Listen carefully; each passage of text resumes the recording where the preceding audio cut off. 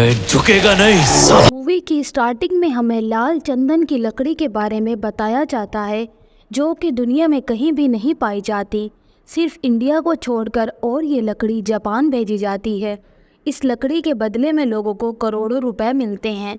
अब अगले सीन में हम ट्रक को देखते हैं और उसके पीछे कुछ पुलिस की गाड़ियों को जो उस ट्रक का पीछा कर रहे होते हैं। तभी पुष्पा की एंट्री होती है। फिर कहीं पुष्पा उन्हें रिश्वत के तौर पर 10,000 रुपये देने की बात करता है, लेकिन पुलिस वाले नहीं मानते और उसे अरेस्ट कर लेते हैं। जब वो पुलिस वाले उसे लेकर जा रहे होते हैं तब पुष्पा उनसे कहता है कि वो 1-1 लाख रुपए सबको देगा। ये बात सुनकर पुलिस वाले गाड़ी रोक देते हैं और पुष्पा सभी को 1-1 लाख दे देता है और पुष्पा को यहाँ वो छोड़ देते हैं। अब 1 साल पहले दिखाया जाता है जहाँ हमें मालूम होता है कि पुष्पा ज़्यादा पैसों के लिए कहीं भी मजदूरी करने के लिए एकदम तैयार है। साथ में उसका दोस्त केशव भी होता है, लेकिन सब उसे कैटलीट बुलाते हैं। अब ज़्यादा पैसों के लिए वो एक रिस्की काम पर जाता है। दरअसल उसे यहाँ पर वही लाल चंदन की लकड़ी को काटना था, जिसके बदले में उसे 1,000 रुपये मिलता। अगले सीन में एक पुलिस वाले गोविंद की एंट्री होती है। उसे ऐसे स्मगलरों को पकड़ने में एक्सपर्ट माना जाता है, लेकिन गोविंद जब तक यहाँ पर आ पाता तब तक पुष्पा ने यहाँ पर एक प्लान रच दिया था, और जब गोविंद यहाँ आता है तो उसे यहाँ पर किसी भी किस्म की लकड़ी नहीं मिलती, जिसके बाद वो पुष्पा को डराने धमकाने लगता है। तो पुष्पा उसे कहता है कि तुम 4-5 पुलिस वाले हो और हम पूरे 60 मजदूर हैं। अब बात ये आती है कि आखिर पुष्पा ने उन लकड़ियों को कहाँ छुपाया था। तो मालूम होता है कि लाल चंदन की लकड़ियाँ उन्हें पेड़ पर उन्होंने लकड़ियों को छुपा दिया। काफ़ी दिनों तक वो स्मगलिंग चलती रहती है, लेकिन एक दिन वो पुलिस ऑफिसर अपनी पूरी फोर्स के साथ वहाँ पर अटैक करने के लिए आ जाता है, जिसके कारण पुष्पा लकड़ियों से भरे ट्रक को वहाँ से लेकर भागने लगता है और उसके पीछे पुलिस भी लग जाती है। लेकिन थोड़ी दूर के बाद उन्हें सिर्फ वहाँ पर पुष्पा मिलता है, इसलिए वो उसे पकड़कर पुलिस स्टेशन ले जाते हैं और उसकी जमकर धुलाई करके पूछते हैं कि आखिर ट्रक कहाँ पर है। लेकिन मजाल है कि पुष्पा ने उस ट्रक के बारे में कुछ भी बताया हो, क्योंकि पुष्पा की बोलती सिर्फ एक जगह बंद होती थी, वो उसके पप्पा जी हैं। फ्लैशबैक के बचपन के सीन में हमें दिखाया जाता है कि पुष्पा की माँ एक आदमी से प्यार करती थी और वो आदमी भी उससे प्यार करता था, जिसके कारण पुष्पा हुआ, और इसी कारण पूरी दुनिया पुष्पा को नाजायज़ समझती है। अगले सीन में हम एक वैन को देख पाते हैं जहां हमें 3 लोगों के बारे में बताया जाता है। सबसे पहले जोली रेड्डी, जिसे सवाब और कबाब के अलावा किसी और से कोई मतलब नहीं। दूसरा जक्का रेड्डी, जिसका दिमाग बहुत तेज़ है। तीसरा कंडा रेड्डी, जो कि इन तीनों भाइयों में सबसे बड़ा है और वही इस गैंग का लीडर। और पुष्पा ने जिनकी लकड़ियों को छुपाया है वो दरअसल इन्हीं की लकड़ियां हैं। जब उन्हें ये बात पता चलती है कि पुष्पा ने पुलिस के सामने बिल्कुल भी मुंह नहीं खोला, तो वो उससे मिलने के लिए आ जाते हैं और उस ट्रक के बारे में पूछते हैं, जिसके बदले में पुष्पा उनसे 5 लाख रुपए मांगता है, जिस पर कोंडा गैंग भी मान जाती है और पुष्पा को 5 लाख रुपए दे देते हैं। पुष्पा उन 5 लाख रुपए से एक नई वैन खरीद लेता है। अगले सीन में एंट्री होती है सरवली की और उसे देखकर पुष्पा को प्यार हो जाता है, लेकिन सरवली उसकी तरफ एक झलक देखती तक नहीं है। इसके बाद एक नए करैक्टर की एंट्री होती है जिसका नाम मंगल सीनू है और पूरी कांडा गैंग मंगल सीनू के अंडर में ही काम करती है। मंगल उसे कहता है कि उसके पास लकड़ियां रखने के लिए जगह नहीं है, तो कांडा का गैंग में से बड़ा सरदार बोलता है इस काम के लिए कोंडा की नज़रों में पुष्पा के अलावा कोई और दूसरा इंसान तो हो ही नहीं सकता।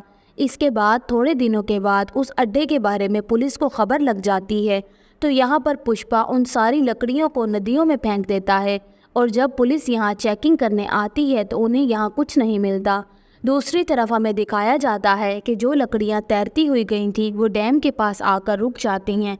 वहाँ पर कैटलेट ने उस डैम को बंद करवा दिया था और उन सारी लकड़ियों को बहने से बचा लिया, जिसके बाद पुष्पा उसे कहता है कि वो इन लकड़ियों के लिए हमें कम पैसे दे रहा है। वो उसे कहता है कि 1 टन लकड़ियों के लिए वो हमें 25 लाख देता है, जबकि वो उन्हीं लकड़ियों को बेचकर चीनी से 1 करोड़ रुपए कमाता है। इसलिए पुष्पा उसे कहता है कि कम से कम हमें 50 लाख रुपए तो मिलना चाहिए। अगले सीन में हम देखते हैं कि पुष्पा बात करने के लिए मंगल के पास जाता है। वो मंगल से कहता है कि आप हमें इन लकड़ियों के बदले में 50 लाख रुपए दें, वरना हम इन लकड़ियों को डायरेक्ट चीनी में भेज देंगे। तो मंगल सीनू उसे पैसे देने से मना कर देता है। तब पुष्पा उन्हीं के फ़ोन से ही चीनी को कॉल करके लाल चंदन की लकड़ियों को ख़रीदने के लिए ऑफ़र करता है। तो यहाँ पर वो पुष्पा को मारने की कोशिश करता है, लेकिन यहाँ पर पुष्पा उन्हें ही धो डालता है। अगले सीन में हम देखते हैं कि पुष्पा चीनी पहुंच चुका है और उससे डायरेक्ट बात करता है लाल चंदन की लकड़ियों के बारे में। वो उसे कहता है कि अब इसके पास भाई डायरेक्ट ही लकड़ियां भेजेगा। अगले सीन में हम सरवली के फादर को देखते हैं, जिसको जोली रेड्डी ने पकड़ रखा है, और वो सरवली से कहता है कि एक रात मेरे साथ गुजारने के बाद वो उसके फादर को छोड़ देगा। और फिर सरवली ये बात पुष्पा को बताती है। सब बताने के बाद वो अपने प्यार का इजहार भी कर देती है। तब पुष्पा तुरंत ही जोली रेड्डी के पास जाता है और उसकी बहुत बुरी हालत कर देता है कि उसको याद भी नहीं रहता कि ये हाल उसका किसने किया। लेकिन एक दिन पुष्पा और कैटवीर जोली रेड्डी के बारे में बात कर रहे होते हैं, लेकिन तभी अचानक से उनकी बातें वो सुन लेता है। और जब एक दिन पुष्पा को लेकर कहीं जा रहा होता है, तभी अचानक वो उसे वहाँ पर बंदी बना लेते हैं। और जब उसके ऊपर गोली चलाने ही वाला होता है कि ऊपर ही कोई गोली चला देता है और उसकी वही मौत हो जाती है। आगे हमें इस फिल्म के सबसे बेहतरीन फाइट देखने को मिलती है, जिसमें पुष्पा उन सभी को मारकर जग्गा रेड्डी को बचा लेता है। जब ये बात मंगल को पता चलती है कि उसका साला मर चुका है, तो वो आग बगोला हो जाता है।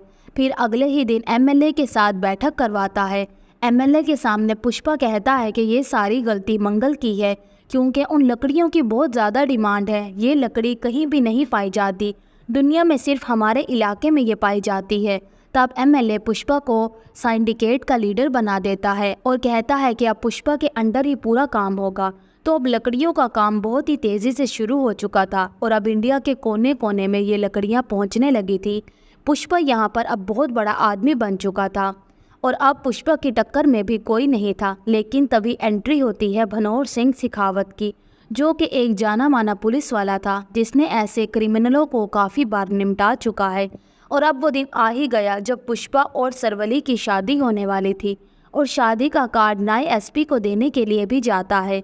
लेकिन वहाँ जाकर वो उसे कार्ड तो दे देता है, साथ में वो उसे 1 करोड़ रुपए रिश्वत भी देता है और उसे कहता है कि 1 करोड़ रुपए आपके पास हर महीने पहुंच जाएंगे। लेकिन यहाँ पर भनोर सिंह पुष्पा की जमकर बेइज्जती करता है और उसके कारण पुष्पा को अंदर ही अंदर बहुत तेज़ गुस्सा आ रहा था। आगे कुछ दिनों में हम देखते हैं कि भनोर सिंह की पुष्पा हर एक बात मानने लगा था, जैसे पुष्पा उसकी कठपुतली बन गया हो। अब वो दिन भी आ गया जब पुष्पा की आज शादी है, लेकिन पुष्पा शादी से गायब है और वो भनोर सिंह के साथ जश्न मना रहा है। यहाँ पर भनोर सिंह और पुष्पा काफ़ी ज़्यादा खुश थे, लेकिन तभी आता है कहानी में ट्विस्ट। पुष्पा भनोर सिंह को उसकी औकात याद दिलवाता है और पुलिस स्टेशन में तुमने मुझसे जो भी बात कही थी उसे अभी तक याद है। और वो अभी तक इसलिए चुप था क्योंकि उसकी माँ खुश थी, और माँ इसलिए खुश थी क्योंकि उसकी शादी हो रही थी, इसलिए वो कुछ नहीं बोलता। लेकिन आज के बाद तेरे पास कोई पैसा नहीं पहुँचेगा और तेरी वर्दी की इज्जत भी कोई नहीं करने वाला। साथ में वो भनोर सिंह के कपड़े भी उतरवा देता है और अपने भी उतार देता है और कहता है ऐसे ही बिना कपड़ों के अगर पब्लिक में चला गया तो कोई उससे कुछ नहीं बोलेगा, लेकिन अगर तू पब्लिक के सामने बिना कपड़ों के गया तो उसके सामने कुत्ता तक नहीं थूकेगा। इस पर भनोर सिंह को उसकी औकात बताकर पुष्पा वहाँ से चला जाता है। यहाँ पर भनोर सिंह भी आग बगोला हो रहा था और घर आकर उसने सबसे पहले पुष्पा के दिए हुए नोटों को जला दिया। और फिल्म के लास्ट में हम पुष्पा और सरवली की शादी को होते हुए देख पाते हैं और यहीं पर पुष्पा 1 ख़त्म हो जाती है। अगर आपको वीडियो अच्छा लगे तो वीडियो को लाइक और चैनल को सब्सक्राइब कीजिएगा, ताकि आपको इसी तरह के लेटेस्ट और फ्रेश कंटेंट देखने को मिले। Thanks for watching.